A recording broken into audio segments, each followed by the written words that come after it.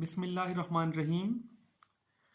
Dear listeners, Assalamu alaikum. I am Muhammad Shahzad Akhtar, lecturer mathematics at Govt Emerson College Multan. Today our topic is orthogonality of eigenfunctions of SL system. First of all, we find the Lagrange's identity, which we'll use in the next theorems. What is the Lagrange's identity? Suppose UM and UN are two solutions of an SL equation, then the following identity must hold. UN, we already suppose that UM and UN are the solutions of an SL equation, then this identity must hold. What is the identity? UM L of UN minus UN L of UM is equal to the derivative of this product. This product is actually P of X is the first function into, and the second function is this UN dash minus UN dash. This identity is called the Lagrange's identity, which is called differential form of Lagrange's identity. We can get the integral form of Lagrange's identity. It can easily be gotten from the differential form. Integrating the differential form over the interval a to b on both sides, we get the integral form of the Lagrange's identity. Here you can see easily. We integrate the equation 1 with respect to x over the closed interval ab. So the left hand side becomes integration a to b um l un minus un l of um dx is equal to, because on right hand side when we will integrate it, it is actually the derivative with respect to x. So integration will be cancelled with the derivative and this term will be left. P of x into un dash minus um dash and the limit from a to b. It is called the integral form of the Lagrange's identity, which will be used in the next theorems. So now we will derive this, the Lagrange's identity. It is an easy derivation. Note that the operator L is actually d over dx of px into d over dx plus q of x. It is the self-adjoint linear operator which involves in the SL equation. Now we are deriving the Lagrange's identity, so we will substitute this operator L in the left hand side of equation 1. You can see here, this is the equation 1. We will just substitute this operator L in the left hand side of equation 1. So when we will substitute this operator L in the left hand side of equation 1, you can see here we will have um of, in place of L we will substitute its value un minus un into, in place of L we will substitute this value into um.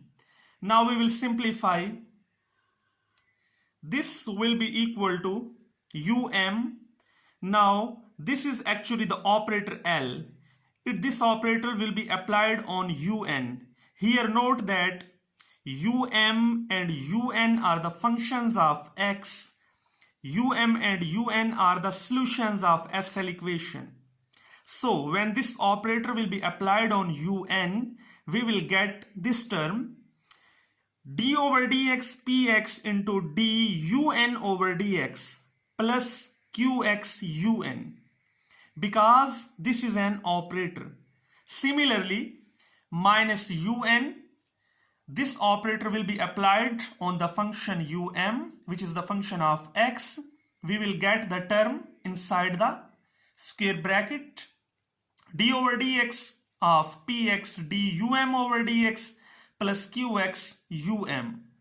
Now we will multiply. We can write it in this form. Px dun over dx we can write u dash n. Similarly, in the other term we can also write dum over dx is u dash m. Now we will multiply um with this factor and we will multiply un with this factor. Before multiplying, we can further operate d over dx on the factor, on this product p of x into un dash, and this d over dx on the product px um dash. Now in the next step, here we take the derivative of this product. It is the product of two functions. You know that how we will take the derivative of the product of two functions. The first function, the derivative of the second plus second function, the derivative of the second function into first function, plus q of x un minus un. Similarly, here we apply the derivative on this product. It is the product rule. So here we will get first function, derivative of the second function plus derivative of the first function into second function plus qx um. Now we will multiply the term um with this term, with this factor, and the function un with this factor. After multiplying, we will have these terms. This is an easy multiplication. Here you can see these two terms will be cancelled with each other because it is um qx un and it is um qx un. This is with positive sign and this is with negative sign. So these terms will be cancelled with each other. Now observe here that on the next page we will take common from px from these two terms. Px will be taken common from this term and this term. After that, p dash x will be taken common from this term and this term. So on the next page we will get the result. The right hand side will becomes, this is the left side of the Lagrange's identity where we have put the operator L. So we have, this is the left side, and on right side we have taken px common and p dash x common. Now here observe that it can be written as d over dx of this product px into un dash minus um dash.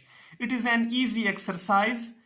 When you differentiate these two functions px and these two functions, actually this is the product of two functions. When you apply the derivative on this product, you will get this result. So we have done, this is called the differential form of the Lagrange's identity and it is derived easily. We can also get the integral form of Lagrange's identity just by integrating this differential form over the interval a to b with respect to x. Now we will use this Lagrange's identity in the next theorems.